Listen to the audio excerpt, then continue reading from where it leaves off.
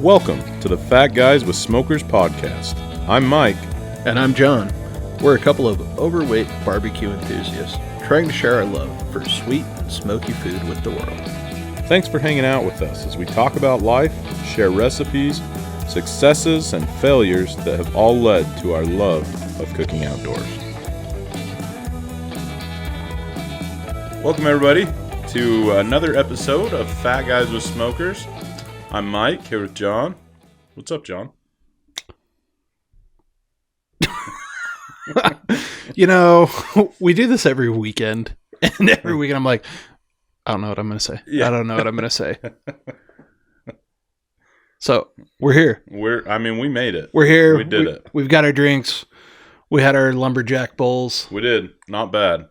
Not bad. Yeah, Mavericks burrito game's been a little weak lately, I feel like. Yeah. But we tried the lumberjack bowls out of desperation this morning. Not bad. Yeah. It wasn't too bad at all. So if you're looking for a, heart attack or a way to increase your cholesterol on a Saturday morning. Find that on Apple Music. Sorry.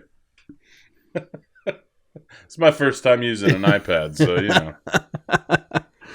No, it was good, but it can't be healthy. It definitely can't be healthy. No, but I also feel like our viewership and listeners would appreciate that. Yeah. You don't listen to a podcast called Fat Guys with Smokers looking for the latest. Looking for health tips. Yeah. So you're Well welcome. You're welcome, America. Well said. And France and Belgium. Yes. India. Dude. We had in Indonesia at one point. It's happening. Even if I do know that the one from France is just one of our buddies who's on vacation over there right now. Hey. As was India. We have crossed over into France airspace, and that's what's important. Right. French airspace. Yeah. I don't know. Yeah. Interesting times in France right now. Since we're not allowed to talk about the weather anymore, let's talk about geopolitics. Let's do it. Go on. Have you listened or been paying attention to what's going on? No. So in France, they have a national retirement pension program. Oh, yeah. Uh-huh. That they're talking about changing the retirement age, increasing it. And oh, yeah. people are rioting in the streets. Yeah, people are not okay with it. No, I mean, I get it. I mean, yeah. People at my job are upset when we add responsibilities to their job or, do whatever. Mm-hmm. Imagine thinking you were going to retire at, I don't even know what the age is. Let's say 65. Mm-hmm. And then all of a sudden it'd be like, nope, we need 5 more years out of you. Yeah.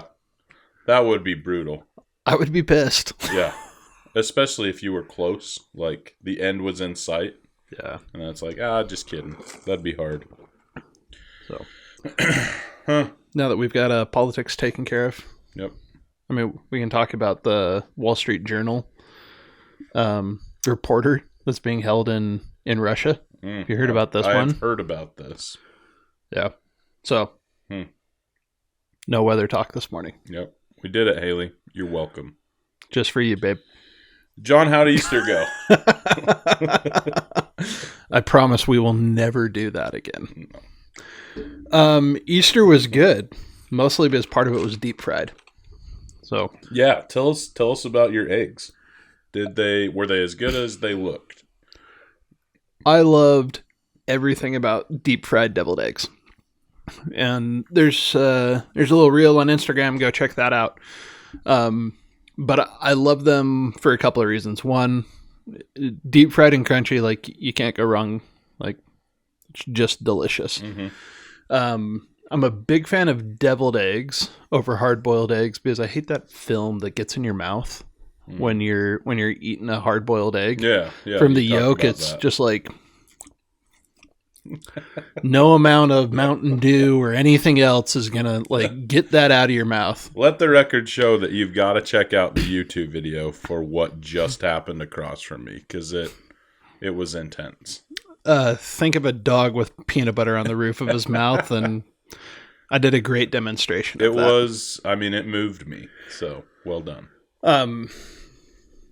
But so they were really delicious, but even better than that, I used a dozen of the 3 dozen eggs that my kids colored Oh, nice. the night before.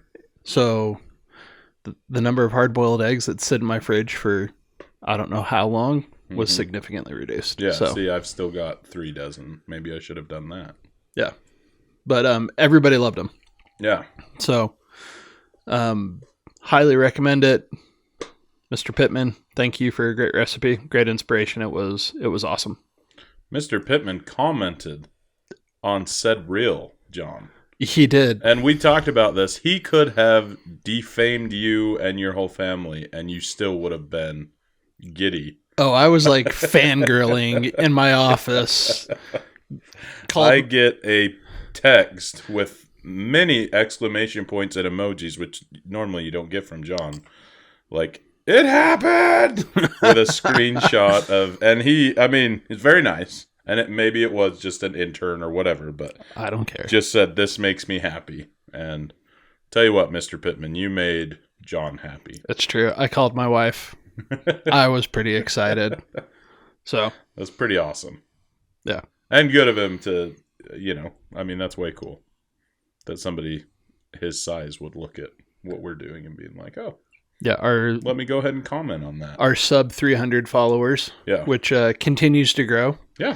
Much to the thanks of Damon. You went on another run again this Did he week. Really? Oh, God. Yeah. The algorithms of Instagram, I will never understand. Yeah, I don't get them at all. Yeah. Because it comes in waves with all of our stuff, I feel like. Suddenly you get a bunch of likes on old stuff. Anyway, whatever. No. Yeah, but no, Easter was great. The ham was pretty good. Man, I struggle with ham. Like, all you're doing is warming it up. Right. It always takes longer than I think it should. Really? To warm it? Mm-hmm. Like, I planned, like, I think 4 or 5 hours to get this ham up to, 145. Mm-hmm. And, like, I was 30 minutes late to dinner and cranking the temperature for the last hour trying to get it to move and get up there. So let me ask you this. Do you find that the outside dries out a little bit when you have to let it cook for that long? I didn't feel like it did. One, like ham just has a lot of good fat content that helps naturally baste it and keep it moist.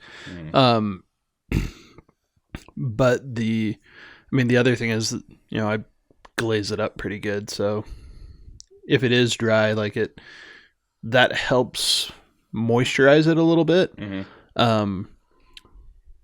But it also kind of gets like a real nice candied caramely raspberry on the outside of it. Yeah. So. Do you baste it before you start cooking it, or do you let it warm up a little and then? Because I thought you just basted at the end, but I guess if you're basting, so this time I scored it. So it's a spiral cut ham.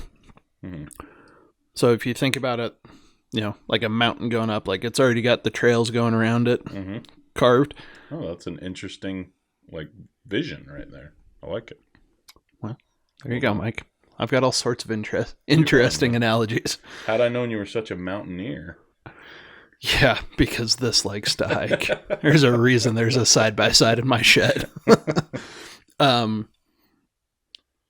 went and cut down. Okay. Deeply or just? Half inch, 3/4 of an inch. Not like all the way to the bone, but I cut into it. Just trying to give it more surface area, right? Interesting. So I did that. I used honey mustard because I had it out from when I was making the deviled eggs. I was like, we're using honey hog rub. Let's make this a little sweeter. Why not? Mm-hmm. Use that as a binder, hit it with honey hog, and then it went out onto the smoker and was there in probably about 45 minutes to the end. I started hitting it with the glaze. Interesting. Yeah, did a raspberry bourbon glaze again that I did before. I doctored it up a little bit more. This time I had some pineapple juice and I put something else in there. I don't remember what. This is the problem of that honey mustard sitting on the counter and being like, this could be fun. I'm just like, oh yeah, we'll try this. Yeah. Yeah, and then it's really good, and it's like, what did I do again? Yeah. What did I do? So Yeah. Yeah. Well, good. Yeah. That's awesome. Gotta move my headset here. I got an itch on my ear. Nice. Let the record show. Go to YouTube and watch John itch his ear. Oh my gosh! Don't go to YouTube. Let's talk about how crappy that is. So YouTube, man, we've got like 20 subscribers on YouTube. Love to have more. Like, you don't have to actually watch it. Just go like, subscribe. It helps us. In fact, we would feel better if you didn't watch the whole thing. No, this as we start, and we talked about this at the very beginning when we started the podcast. Like, it was kind of weird and awkward to like be sitting around having a conversation, or at least we thought it was going to be. Right. Uh-huh. And then it ended up being pretty normal. Chill. Like, we're just hanging out. Mm-hmm. Thursday night, our episodes drop on Thursday. In case if anyone knows, the audio hits podcast channels 7:45 Thursday mornings, almost like clockwork. I don't think we've missed one of those yet. Yeah. YouTube, we try and drop it about the same time. Sometimes the upload just takes a little longer when I do it Wednesday night. So sometime Thursday, we typically have the YouTube. So Thursday night, my boys were like, "Dad, can we watch the episode?" And I was like, "Sure, why not?" And we turned it on during dinner and was kind of playing in the background. I edit the video, like I put it together every week. I do not watch the video. I match the audio and I put the intro and the extra on it. And that's all the editing we do. Like we've talked about this. We don't want this to be Mike, you said that wrong. Let's do this again. Re-roll it. Yeah. Yeah. There are no second takes. You get what you get. My super awkward start this morning that I was almost like, Mike, can we do this again? Yeah. Like, no, you get it all. You get us. That's just how we roll. Yep. So I don't watch the episodes. I make sure it's framed and then I move on. See, and I will have them. I was telling John, when I'm like grading papers or whatever, I'll put it on YouTube and just have an earbud in while I'm listening. But I don't really look very much. But man, it's hard to watch yourself on video. Oh my gosh. Yeah, so I sat there with my kids and we were kind of watching it and talking about stuff, and the way like I stop and think and I like look up and I'm like looking around, it was fine when it was audio. Now it's on YouTube. I was leaning back for part of the episode last time and it was just like bloop. Like truly embodying the fat guy. Like, sure. My posture is getting better. We got these cool new stools. Yeah, we did. And I sat there and I spun like side to side, like while you're thinking. Yeah. Haley was getting her hair cut yesterday. So Clay came in and hung out at my office with me for, I don't know, he was there for maybe an hour. And man, like I was like, yep, I get it, man. He's like sitting in one of the chairs at the conference table in my office and he's just like spinning in circles. And I was like, I'd give you crap, but I just watched my YouTube and I know exactly what I look like. Well, it's interesting though, like, I don't know if you'd even call it a nervous tick, but just like when you're thinking and you're not really paying attention to what you're doing, some of the things that you do, like just like spinning in the chair or like, I don't know. Like I talked about this before, but I always look pissed. Like I always just, my resting face is just like. That's why you're a great high school teacher. Yeah, it's true. It works out okay. I looked meaner when I had the full beard, but anyway, yeah. And I don't notice what my face is doing, and sometimes I don't know. I don't even know, but it's hard to watch. Difficult to watch. No.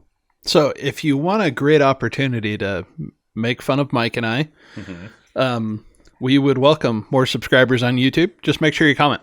Drive engagement. Yes. Because we do want to grow this. It's we talk about it off and on, but this is something Mike and I really enjoy doing. So Yeah. help give us a reason and encouragement to keep it going. Yeah.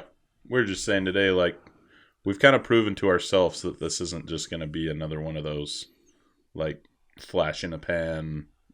Like, we're pretty into it. Flash in a pan is such a better phrase than what I was going to say. What were you going to say? Not on the air, Mike. Whoa. Let's It's a clean podcast, let's John, let people right? think that I'm still a good I person. need you to calm down. Yeah. All right. Let's move on. Instead of making fun of ourselves, shout-outs this week. I thought you were going to say, let's make fun of somebody else. I know. I almost did, and I was like, that's not what's about to happen. Well, and we picked the other account instead of the... That's true. We were mostly just enjoying that other people feel the same way sometimes on camera that we do. Watching some TikToks of different creators, like, you can tell that it at least seems like in their mind, they're just like, what am I doing here? You know what? The freaking props to them for keeping it going. Oh, absolutely. Like, it's so easy. And it's like, the camera up right now doesn't really bother me. Like, we're still having a conversation. We already had that muscle down. Mm-hmm. I've probably got 3 or 4 different, like, reels or how-to videos that I've done in the last month or two. Mm-hmm. Halfway done that I just, like, can't bring myself to put out there because I feel so awkward and uncomfortable. So props to those creators who keep it going even when they're just like... Yeah. And I kind of dig you should the reels go look at YouTube for that you can just, like, play music and you don't have to be like, hey, guys, welcome to Fat Guys with Smokers. But, I don't know. Whatever. Some people look really comfortable doing it. I am not one of those people. Yeah. Someday. Yeah. Okay. Shout out, though.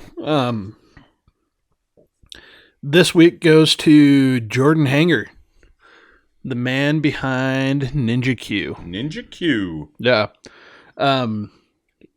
One, he does awesome video work. His videos look so clean and so professional. Love the work that he does there. But the other thing that I really like about Ninja Q is he does a lot of outdoor cooking on a bunch of different types of cookers. Yeah. But he also, like, I think the one that's pinned at the top of his Instagram feed is an air fryer recipe. So doing more than just outside, like, it's a great variety of content on his stuff, and he cooks a bunch of different stuff too. That he's got some great ideas on how to elevate the simple things. Yeah, like just add a little bit to it to make it. Yeah. Mm-hmm. Yeah. And it always looks so good. Like his presentation, like you talked about his video, but like his plating is, and I only know that term because I watch a lot of Chopped. But I mean, it looks very clean and like beautiful, like just pops off the plate. So a lot of cool stuff on there. Yeah. So keep it up, Jordan. Love your content. Keep going, man. Thank you, my good man. All right. So this week we got a few episode ideas, and this week we wanted to kind of talk about getting started, right? I mean, we've talked about like an equipment list and stuff, but you were saying this week that there were a couple people that kind of inspired this idea. Yeah, and had a couple of conversations at the office, just out of the blue. I mean, everybody knows I'm into barbecue. I mean, I've got Fat Guys with Smoker stickers, Hayden barbecue stickers on my truck. Mm-hmm. My license plate is BBQ, like, which is awesome, by the way. It's so cool. It makes me happy every time I see it. Yeah, they say money can't buy happiness, but it can buy me a license plate. Yeah, and it's pretty dope. Yeah, so it's not uncommon to like, hey, what are you cooking? What are you doing? But I love it when someone comes up and is like, hey, I just got my first smoker. What do I do? Like, I'm trying to figure out what to cook, or especially when they've had a couple of cooks and they're like, it just doesn't seem awesome. What am I doing wrong? Interesting. I love that conversation. I could have that conversation all day long. See, that conversation makes me a little bit nervous because I like what I like, and I would be worried to give them bad information, which is stupid because I don't know. Yeah, so there are a couple of things I always tell people to start with. Mm-hmm. And like I caveat with like, look, this is what I would tell you. Start this way. Get it so that the meat is fall apart tender the way you want it to be. Mm-hmm. And then play around with flavors. Like you can change the flavor to be whatever you want. Mm-hmm. But if you can figure out how to cook it, that's like 80% of the battle. Right. So, and I think there's a couple of like things you can start with. Mm-hmm. For me, well, I'm curious, how would you answer the question? Of what am I doing wrong, or No, what do I get started? How do you get started? Someone says, I just bought my smoker. What's the first thing I should cook? Well, here's what I would say. First of all, this is some of the best advice I ever got from, and I think I got it on a YouTube channel somewhere. I think it was Chud's Barbecue I was watching. But he said, okay, first of all, calm down. Because people have been cooking over like campfires for years. So don't overthink it. Like, it's going to be okay. And especially with a Traeger, like, it's I don't want to say it's hard to screw up, but it's pretty easy and user friendly. So just calm down and don't get so caught up in reading all the forums and freaking out about temperatures and everything. Like, I would say that's some of the best advice that I've ever seen. Is this used to be done in a like pit in the ground over coals. So just calm down. It's not, I don't want to say it's not hard, but you're going to be okay. And then I would say start with pork. I think you said learn to really like pork, because pork, I feel like, is the most forgiving. It's got a lot of fat. Which means it will render for a long time. It's easy to, I mean, you can overcook it a little bit and it will just get more tender. That's probably where I would start, at least. Yeah. And for the low and slow, pork's where I send people all the time. Mm-hmm. For all the reasons you said, plus it's cheap. Yeah. Yes. Like it's dirt cheap, and like worst case, like worst thing that happens, you throw a $12 pork shoulder away. Mm-hmm. And order a pizza. Yeah. Yeah. Which, a $12 pork shoulder, you feel a whole lot less bad throwing that away than an $80 brisket. Yeah. I was going to say all that stuff I just said about calm down, it's going to be okay. That's not if you're like trying to cook a Wagyu brisket or something that you've spent hundreds of dollars on. Then you can freak out a little bit. Yeah. But yeah, I remember, and I had cooked a bunch of briskets. Like I was not crazy confident in my brisket like I am now. Like I have very little hesitation or concern about cooking a brisket today. Mm-hmm. But it was probably like my 5th or 6th brisket, and I thought I knew what I was doing. And like, it just went haywire. Yeah. And I threw an $80 piece of meat in the garbage. Like there was no salvaging it. There was no burnt ends to be had. Oh. I went out 6 hours after I put it on, like where I would normally like start checking it to wrap. Mm-hmm. And it was hard as a rock. Really? I still to this day, I don't know what I did wrong. Huh.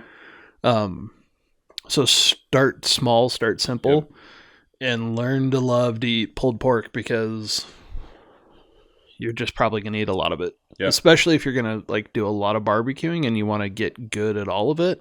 Mm-hmm.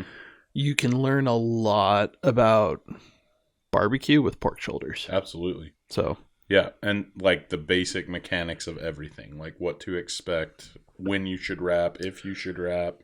Yeah, all that stuff can be learned on a pork shoulder. There's a fantastic article, and I will try to remember to put this in the show notes. Put a link to this.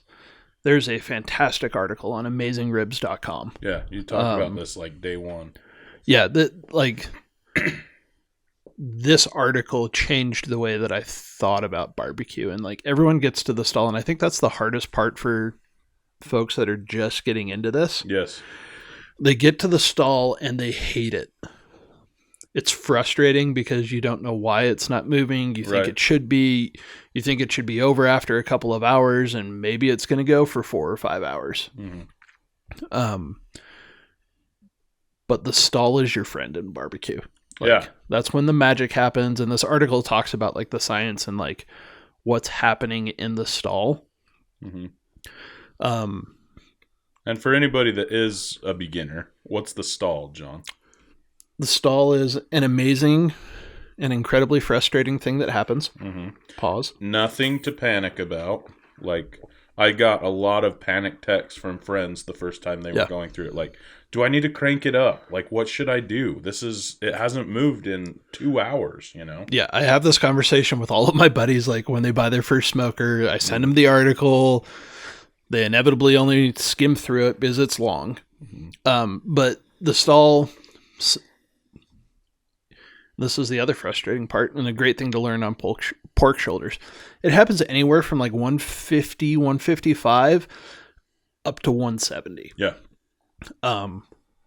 But as the meat starts to cook, it hits the stall, hits this temperature, and it sits. And if you're... Yeah, it doesn't change at all. I wish I had a marker closer and I'd draw it here on the board. Oh, yeah, because we got a whiteboard. Yeah. Is there one over there? There is. It's on the back corner of the... I got you. Watch your headset. Nope. I'm keeping it on. That would be fun to watch as the audio interface goes flying across the room. What color do you want? I don't care. Whichever one's close. Something dark that'll show up on the video, maybe.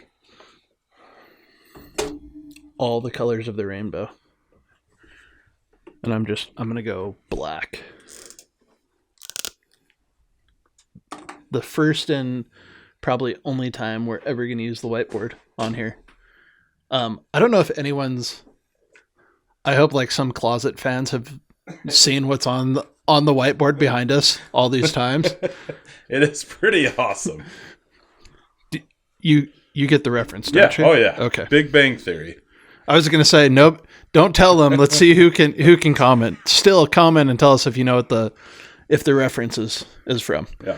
But so as you look at the progression of your cook, we've got temp over here and time across the bottom. Mm-hmm. This would be a line graph for any of my students that are listening. It's a very good data display if you're showing change in something over time. You have a fairly decent linear progression. Uh-huh. And then you hit the spot. And this is the stall. This is right here. And it's crazy because when you're in this, it's kind of nice that we have a visual. If you're not watching on YouTube, this is probably going to be a lot of boring pauses while we point at the wall. But this is what you're expecting, like the whole time. So, I mean, the first time I cooked one, even though I knew what the stall was and knew to kind of expect it, like I adjusted my time frame like, oh my gosh, like this is going way faster than I thought. And then you get here. Yeah. And that's our stall. And you sit here and this period of time, like I'll even draw the little zigzag because like it changes and you never know what it's going to do. Yep. And then finally it breaks out of the stall and goes back up. What's the longest you think you've had something in the stall?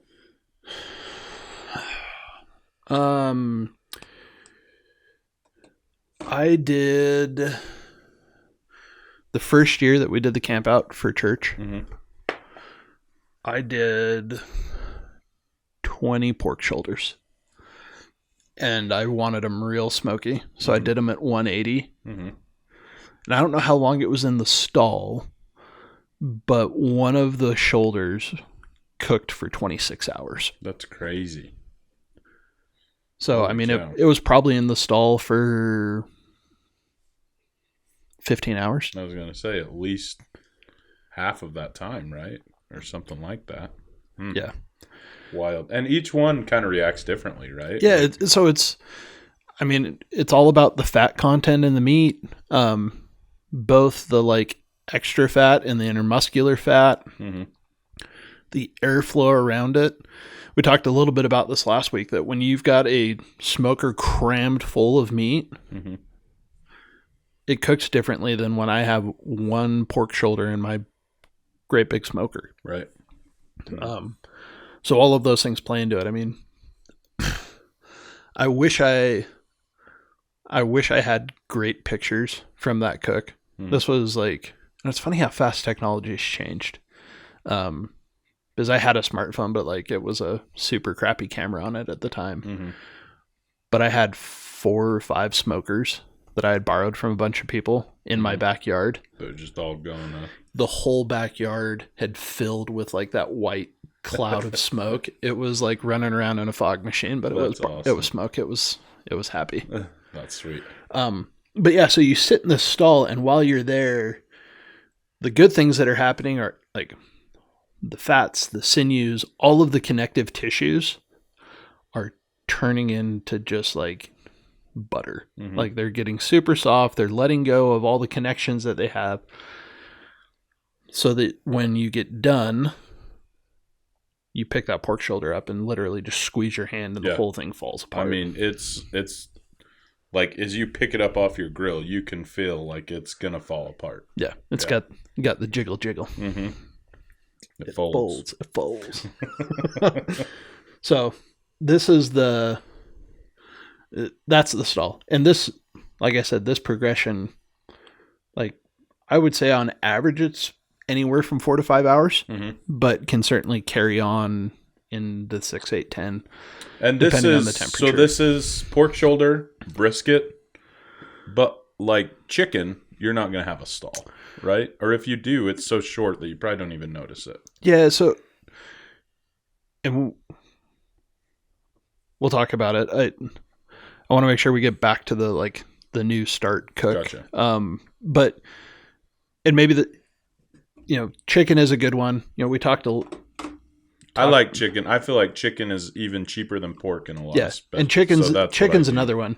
Traeger actually, like if you go to like one of their road shows at Costco or something, like the first thing they tell you to buy is like, go buy a whole chicken. They give you a bottle of rub, and they call it the Traeger Chicken Challenge. Turn the grill up to 450. You put the chicken out there. It's about an hour and 15 minutes.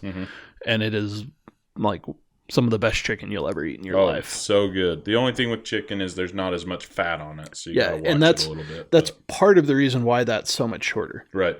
It's also pork. We're normally cooking at somewhere between 180 and 250. That chicken you do at 450. Yeah, it's more of a hot and fast type of deal. Tri-tip is the other one that I was like, if you really want to kind of like make it fancy and like feel like you're doing something other than just boring pulled pork, I like tri-tip. I love tri-tip. And you're right, the different color here, on the hot and fast cooks, and even tri-tip, like I'm normally 250, 275. So it's a little bit lower, but the fat content is so much lower in those lean cuts of meat that it goes up. And I feel like there's still a little bit of a stall. Yeah, a little bit, but you really don't notice it as much. I mean, it's like from there to there. Yeah. Like it doesn't spend time there. Yeah. I would recommend tri-tip to people that are just starting out because it is so good. And there's a couple ways you can do it. Like there's the brisket style or the hot and fast. Both are really good. I feel like cooking a few tri-tips kind of got me ready for the brisket. The brisket style, you get more of the bottom a lot curve. More like that. But yeah, brisket or tri-tip's really good. Cheaper than a brisket. Delicious. So still not. I mean, it's not as cheap as chicken or a pork shoulder. No, but it's 3 or 4 pounds, and at $8 a pound, like it's $30. And I mean, it'll feed people. It will. Yeah.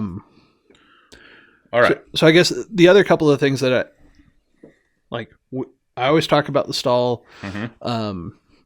Give them this article to read because you're right. It freaks people out and it terrifies them. Yeah. And there are things you can do to beat the stall.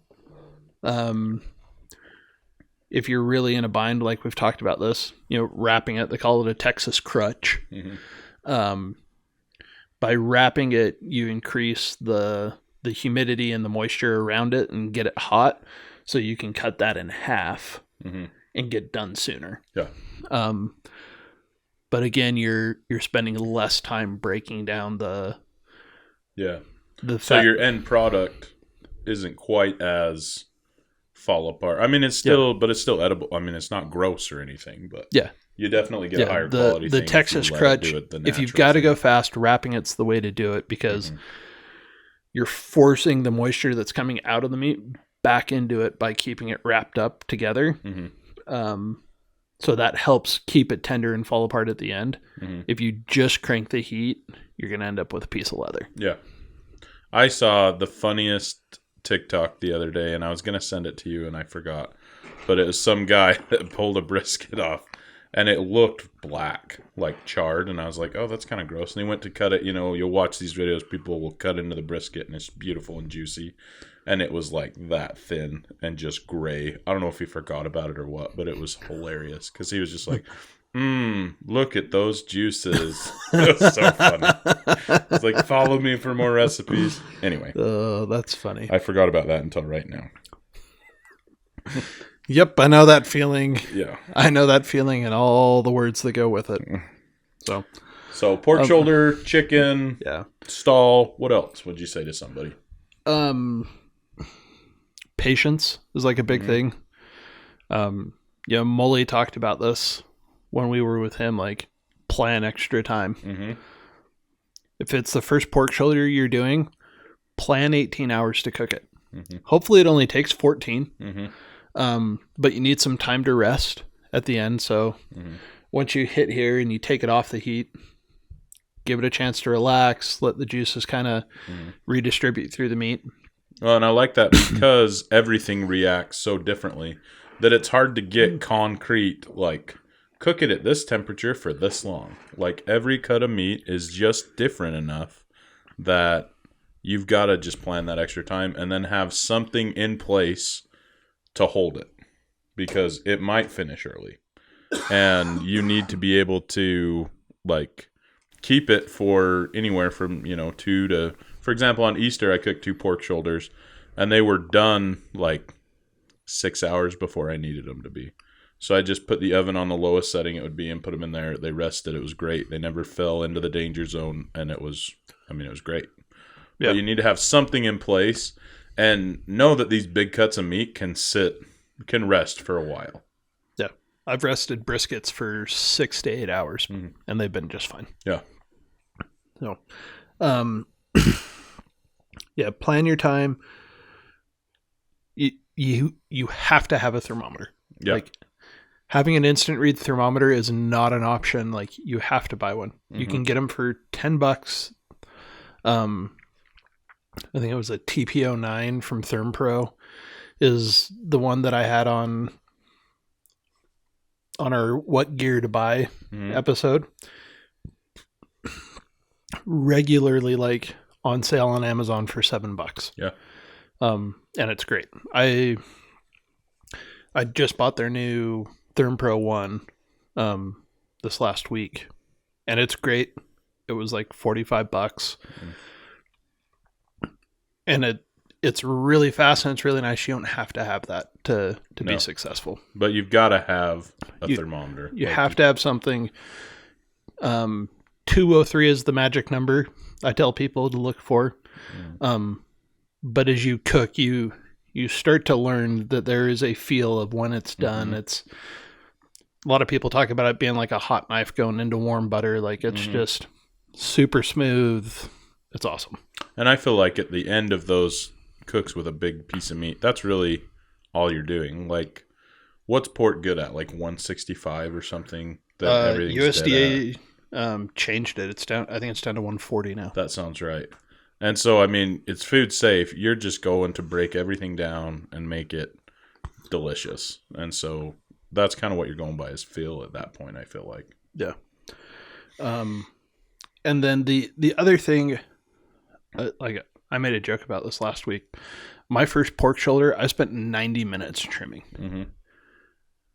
Trimming is important. It's not critical. Mm-hmm. Don't worry about it. Yep. Like any pork shoulder you bought at Sam's Club, you could put straight onto a smoker and it'll be fine. Honestly, if I'm just eating it, like when I was doing the competition, like it's a lot more trimming and you try to make it look nice. If I'm just going to shred it, especially, I trim very little. I cut gross looking stuff off. I try to make sure the fat cap's even, and that's it. Yeah. Yeah. And that's where I'm at with pork shoulder. If it's a really thick cap, I take part of it off, or they've started like leaving a second layer of fat on that I just cut off. And then on the bottom side of pork shoulders, there is always a pocket of veins that I cut those out, and that's all I do. Mm-hmm. I trimmed all 8 of the ones I was doing in less than 30 minutes last week. Yeah. So don't stress out about that. Yeah. So that's what I tell people. Like, get good at pork. If you want to get fancy and like do something different, tri-tip, the chicken, both great options. They're really easy and they're really hard to screw up as long as you've got a thermometer. Yeah. So Mike, you've been smoking pork for, you've done 5 or 6 of them now. You're feeling real confident. How are you going to elevate your game? What's the next thing you're going to try? It's a loaded question, John. I think at that point, once I'm feeling good about it, that's when I start experimenting with different flavors. I want to try, I don't know. I want to try maybe an Asian-inspired flavor or something like that. Maybe just pairing it with different sides, putting it in different things. I think at that point, that's when you start playing with different binders, playing with different rubs, seeing how you like it. I don't know. But I think that's probably what I'm thinking. Once you've got it down, that's when it becomes fun. Because you're less worried about, oh crap, am I going to get this done? Or is it, am I going to screw this up? At that point, that's when it's fun. And you get to play with, let's see what happens if I do this. When what were you saying was the honey mustard sitting on the counter, like, yep. Let's see what happens with this. You know what I mean? When you're less worried about the cook, then that's when I think it's really fun. That's kind of where the fun comes into it. Not those first couple cooks; those can be a little bit stressful, but that's when you can really elevate those flavors, try different things, stuff like that. Yeah, 100%. I was gonna say trick question because you're gonna cook more pork. Yeah, but you're gonna do different things. Start replacing meat and casseroles with pulled pork. Like we do chili verde a lot. Like, love doing chili verde with pulled pork. Start trying other things, and then start saving your pennies and try a brisket. And just know that your first brisket may not be awesome. I had lunch with a friend this week, and we were talking about it. He is the master of ribs. That we should actually see if he'll come on and talk about it.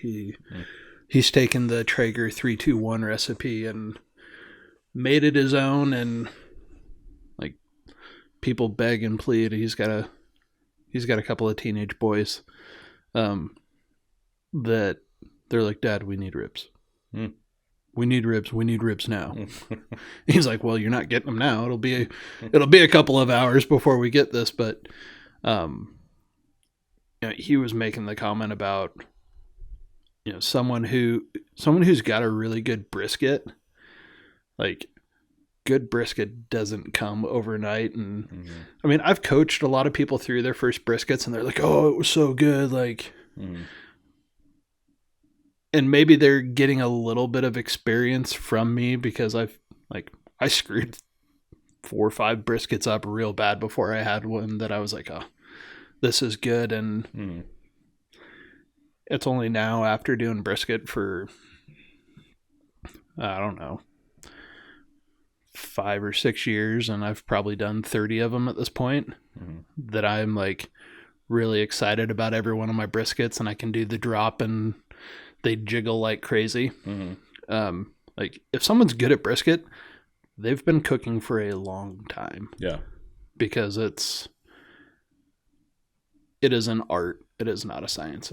There's no one solution to every brisket. Yeah, like a lot of times when you're looking at recipes online or baking or something, it is very exact, like, oh my gosh, this temperature for this time. Like, and not even just volume, like you need 817 grams of flour. Yeah. Like, right. Yeah. I feel like with barbecue, it's just not that way because each thing reacts different. Each cooker reacts different. So nobody can say, you're going to do this for this long. It's just like, go until it's where you like it, you know? Well, and it's meat. I mean, like no 2 cows are the exact same. Right. I don't know. Maybe identical twins are a thing in cows, but they live their life different ways and eat different things. And like the fat content, the protein, like one of them may run around a whole bunch and, you know, has had more activity on those muscles. So the fibers have been used more than another one. That all of those things change the way that it's going to react on the cooker. Yeah. So agreed. So, hopefully this has been helpful. Yeah, maybe like just a quick recap, like start with pork, plan a lot of time, relax, Frankie. Yeah, like, and don't be intimidated to get started. I think that's what holds some people back is if you look online, there's all these guys that are way into it and saying words that you don't know. Just throw it on there and start. Yeah. DM us. Like, we're happy to answer questions, but it's $15. Like, I wasted $15 at Maverick with my kids last night. Like, you'll blow $15 on just about anything these days. Like, it's okay to screw up. And you're gonna probably learn more than a $15 lesson from screwing up. So go ahead, like, be brave, get out there, give it a try, and then, you know, write down what you didn't learn. You know, I am a terrible journaler. Yeah, as am I. But I actually have some pretty good notes on, like, different cooks I've done, and especially big cooks. Like, I make a lot of notes and, like, think through, like, what did I do? What didn't I do? What should I do different next time? Make those notes for yourself as you get started of, you know, when did you put it on? How hot was the grill? You know, what did the piece of meat look like? Because that's all information that'll be helpful for you in the future. Yeah, agreed. So if you've been waiting, get out there, get after it. Memorial Day is fast approaching, the official start to barbecue season in most people's eyes. Yeah. So deals are going to be coming up on different cookers and grills, and start doing your research now. Figure out what you want to get and get out there and start cooking. It's a ton of fun. Agreed. It is. Like you said, just start. I think that's the biggest thing. Is just don't be intimidated and just start doing it. If you screw up, you screw up. But now's the time. Yeah. I'm excited. It's gonna be a good summer. I think. Dude, I got some ideas and I'm excited. I'm super excited. I'm really excited to spend some time with my pit barrel and actually, when we're done, I need to talk to you about the barrel I have outside. Sweet. Because I kind of want to make a barrel cooker too. Do it. So yeah, get after it. I'm really excited about this. I'm also excited. We're going to talk about flat top grills. Yeah. And we're getting some inside information from people. We've reached out to a couple of different companies to, like, give us their their differentiators, and we'll go through those and talk about them. I can already tell you what I thought I wanted, I think is changing a little bit. Yeah. I'm super excited about that. Me too. But we're still waiting to hear from a couple of them. Blackstone. Yep. Hit us up, yo. Yeah, really excited for this time of year. Like, it's starting to get nice outside. Don't talk about the weather, John. It's at the end of the episode, isn't it? Talk about the weather. It's the end of the episode, isn't it? Okay. She's gonna hurt us. It's probably true. All right. Well, before we say incriminating things and get in trouble with my wife, I'm John. I'm Mike. And this is Fat Guys with Smokers. Thanks for listening to the Fat Guys with Smokers podcast. Be sure to check us out on Instagram and Facebook. Leave us a comment. We'd love to hear from you. Be sure to subscribe so you don't forget to tune in for even more nonsense from a couple of Fat Guys with Smokers.